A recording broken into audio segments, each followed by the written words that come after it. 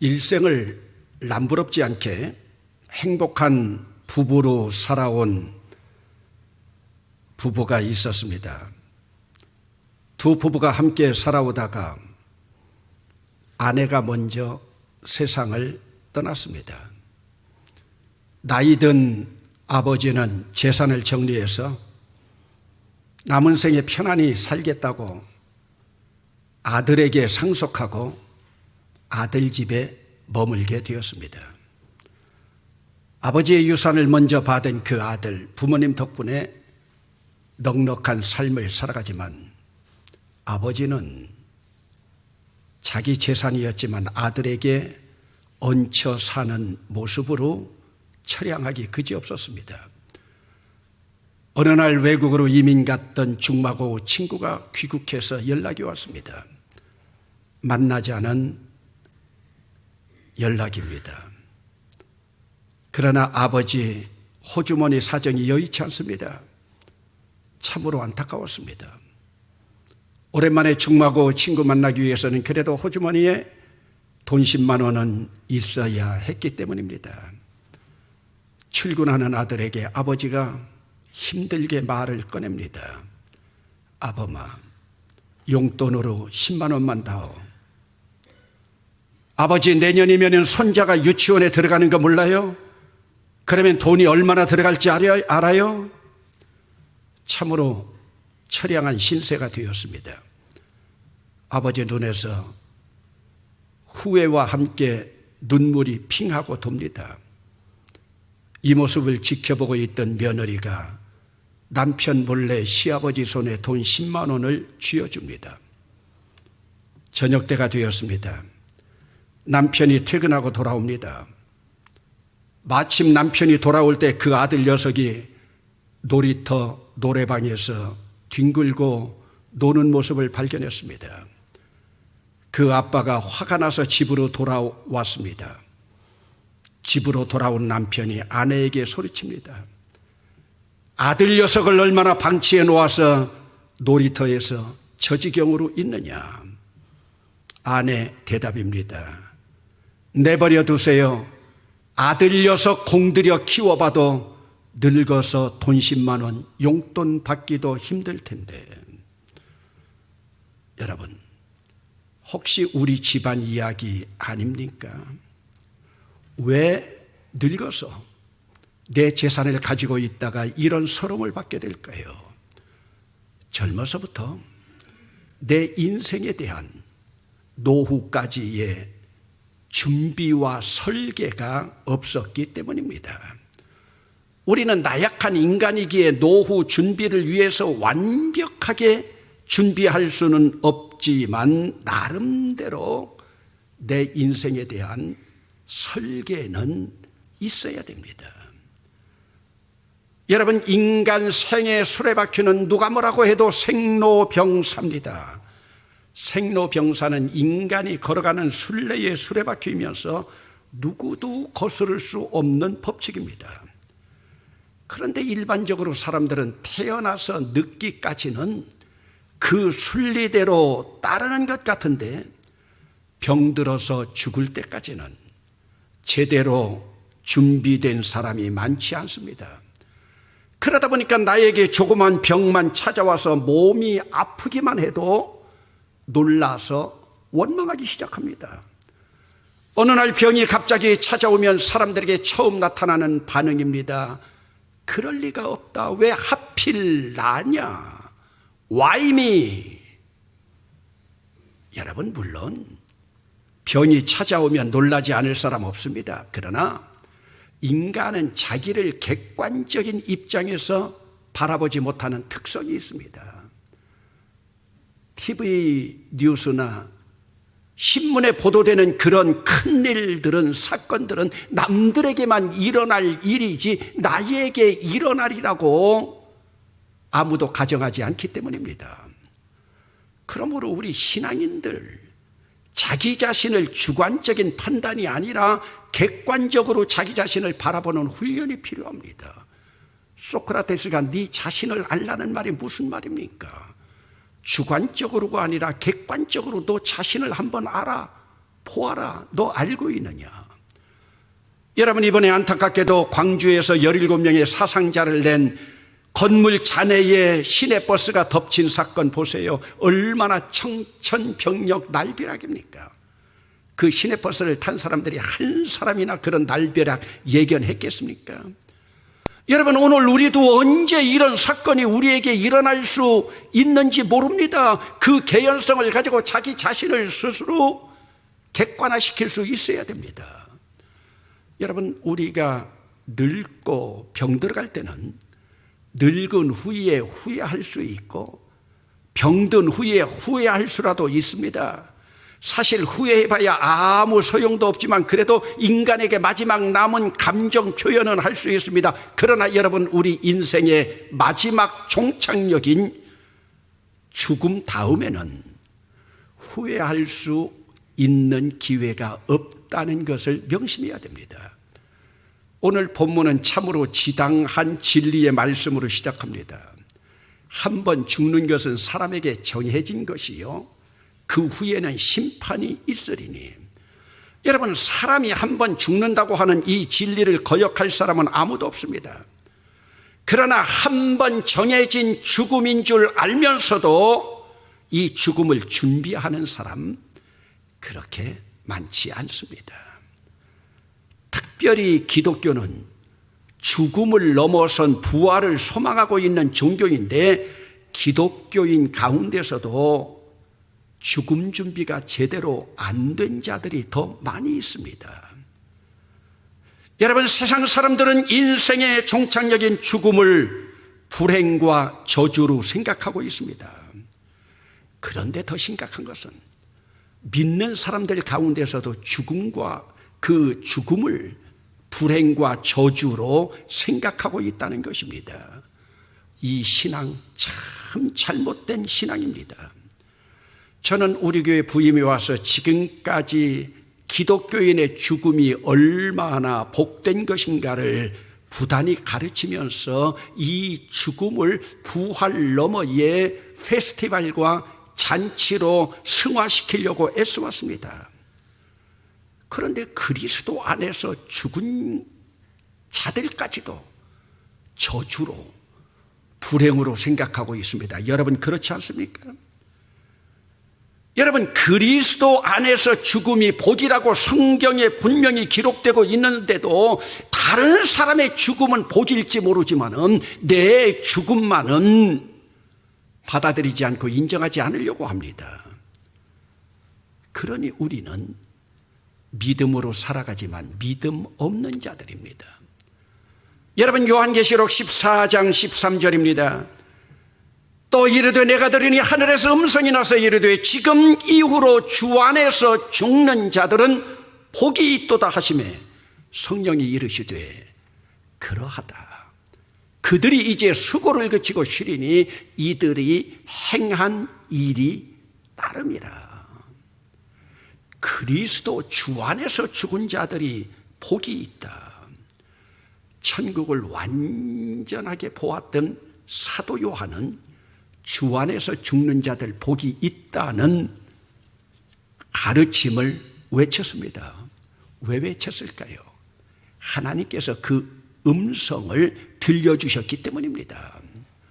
주 안에서 죽는 자들이 복이 있다. 왜 복이 있습니까? 예수 그리스도의 십자가 보혈로 죄 씻음 받고 하나님의 자녀가 되어 천국에 이르게 되니 여러분, 이것보다 더 큰 복이 어디 있습니까? 그래서 사도 요한은 새하늘과 새 땅 거룩한 성 예루살렘을 바라보지 않았습니까? 성만 흰 옷 입은 천사들이, 천군 천사들이 어린 양 예수 그리스도의 혼인잔치에서 잔치를 벌이고 페스티벌로 축제를 벌이고 있는 모습 보지 않았습니까? 그러면 여러분, 오늘 우리가 복음의 초보로 한번 돌아가서 질문을 해봅시다.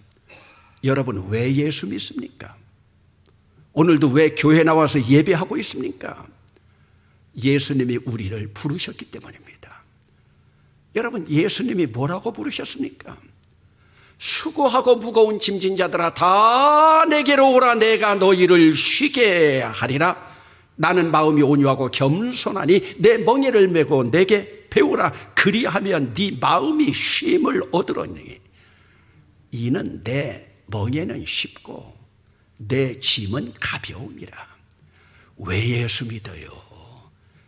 인생 순례의 길 가운데에서 생로병사 우리의 모든 무거운 짐 주님 앞에 맡기고 그 안에서 쉼을 얻고 안식 얻기 위함이 아닙니까? 여러분, 예수를 가장 잘 믿는 사람이 누구인가? 내 인생 순례 여정에서 모든 짐, 죽음의 짐까지 주님께 내려놓고 쉼을 얻는 거예요.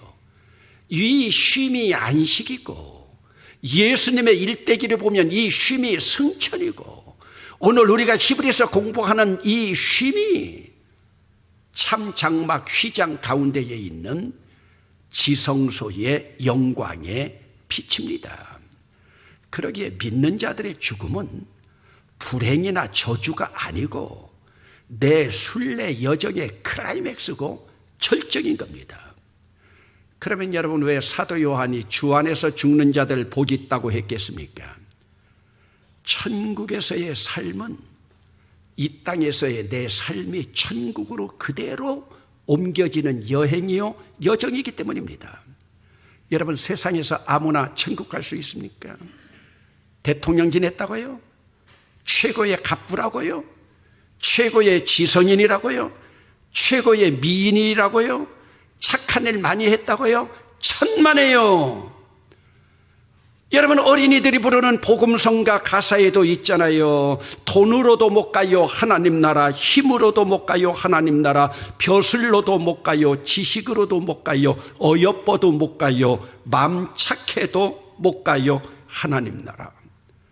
거듭나면 가는 나라 하나님 나라, 믿음으로 가는 나라 하나님 나라.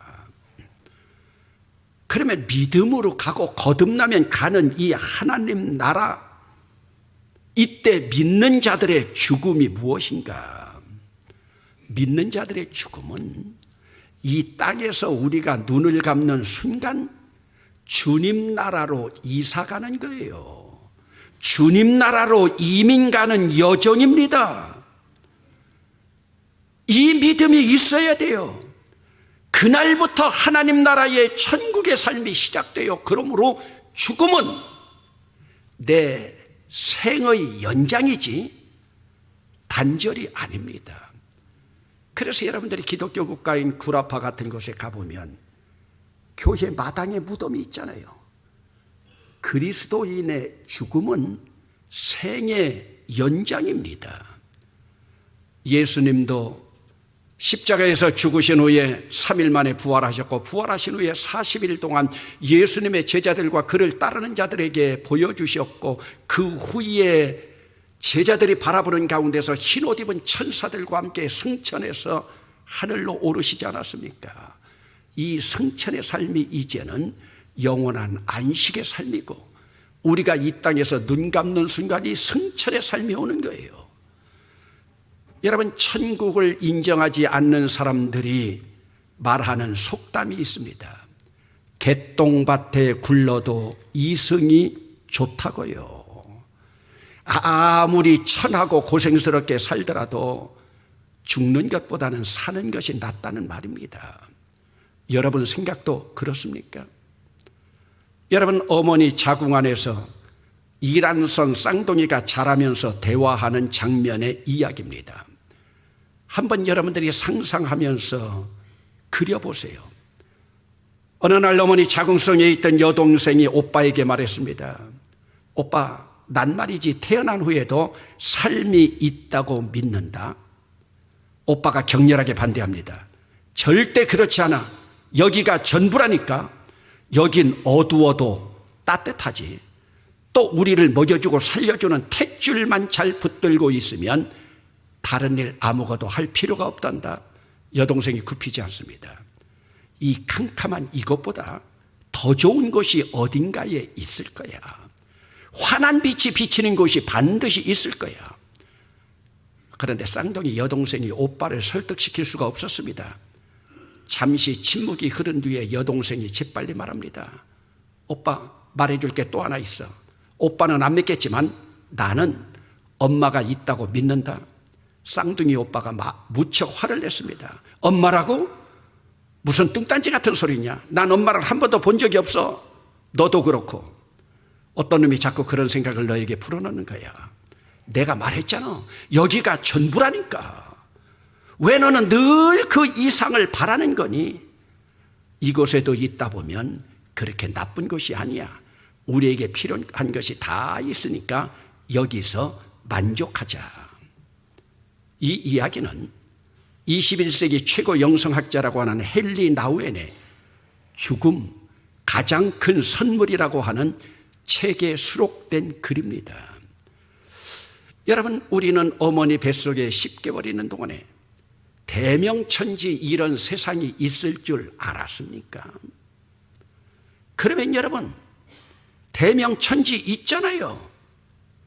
그러면 여러분들도 이 대명천지 이 세상에서 100년 살고 나면 더 큰 영광의 나라가 있을 줄로 믿습니까? 그 나라가 1000년이 하루 같고 하루가 1000년 같은 영광의 빛만 비치는 안식의 나라입니다. 그러면 여러분, 그 영광의 빛이 비치는 그 나라에 어떻게 갈 수 있습니까? 예수 믿는 믿음과 은혜로만 갈 수 있습니다. 그러면 예수 믿는 어떤 믿음입니까? 예수님이 실제로 내 삶의 주인이 되어서 나를 천국까지 인도하시리라는 믿음입니다. 이 믿음은 내가 천국의 존재를 인정하는 거예요. 천국이 있는 것을 인정하고 지옥이 있는 것을 인정하고 내가 천국의 삶을 이 땅에서 재현해내는 겁니다. 내 삶에서 재현되기 위해서 성경에서는 예수 믿고 죄사함 받고 거듭나고 하나님 자녀가 되어서 자녀로 살아야 한다고 가르치고 있습니다. 그러면 여러분, 하나님 나라인 천국의 존재를 믿는 삶이 무엇입니까? 우리가 이 땅에서 우리가 거할 하나님 나라의 삶을 이 땅에서 우리의 삶 속에서 재현하면서 살아가는 훈련이 필요한 거예요. 여러분, 서울대학교 윤영호 교수가 나는 한국에서 죽기 싫다고 하는 책을 썼습니다. 왜 내 아버지의 땅이고 어머니 땅인 한국에서 죽기가 싫은가? 우리나라 최고 대학의 교수가 왜 이런 책을 썼을까? 첫째로, 우리나라가 세계 최고의 자살률을 가지고 있기 때문입니다. 우리나라는 1998년 이후로 세계 최고의 자살률 국가가 되었습니다. 매년 2만 명 이상 넘게 자살하는데 자살을 시도하다가 실패한 사람의 통계는 들어가지도 않습니다. 둘째로, 무의미한 연명치료가 세계에서 가장 많습니다. 여러분, 고칠 수도 없고 나아지지도 않는데 약만 쓰면서 의식 없는 생명을 그냥 끈질기게 이어가는 나라입니다. 이런 사람이 지금 미국의 5배, 카나다의 10배에 해당된다는 통계도 나왔습니다. 한국에서 죽기 싫은 가장 중요한 세 번째, 죽음은 인간의 최고의 존엄 가치인데 가족과 격리되어서 외롭고 고독하게 죽어간다. 여러분 부모들은 여러분 가슴 품에서 돌아가셨습니까? 여러분, 우리나라는 죽음에 대한 존엄마저 사라진 지 오래입니다. 그래서 조국이지만 한국에서 죽기 싫다는 거예요. 그런데 여러분, 더 부끄러운 통계는 기독교인이 죽음을 맞이하는 방법이 믿지 않는 사람들보다도 못하다는 것입니다. 죽음을 선물로 받아들이지 않고 잘못된 희망을 가지고 의학 이외의 방법에 집착하고 그러다가 자기 인생을 잘 마무리할 수 있는 기회조차도 놓쳐버리는 경우가 많은 거예요. 여러분, 죽음은 하나님께서 우리에게 주신 가장 큰 복이고 선물입니다. 하나님이 주신 이 복과 선물을 여러분 걷어찰 것입니까? 감사함으로 받을 것입니까? 지금부터라도 여러분 죽음 준비 잘 해서 내 마지막 인생 종착역에서 후회 없는 삶이 되어야 됩니다. 여러분들은 메모 한 장이라도 자녀들에게 유언해 본 적 있습니까? 한 번 써본 적 있습니까? 언제 떠날지 모릅니다. 나는 내 인생 종착역에서 후회 없는 삶을 살아가기 위하여 무엇부터 준비할 것인가? 기도합시다.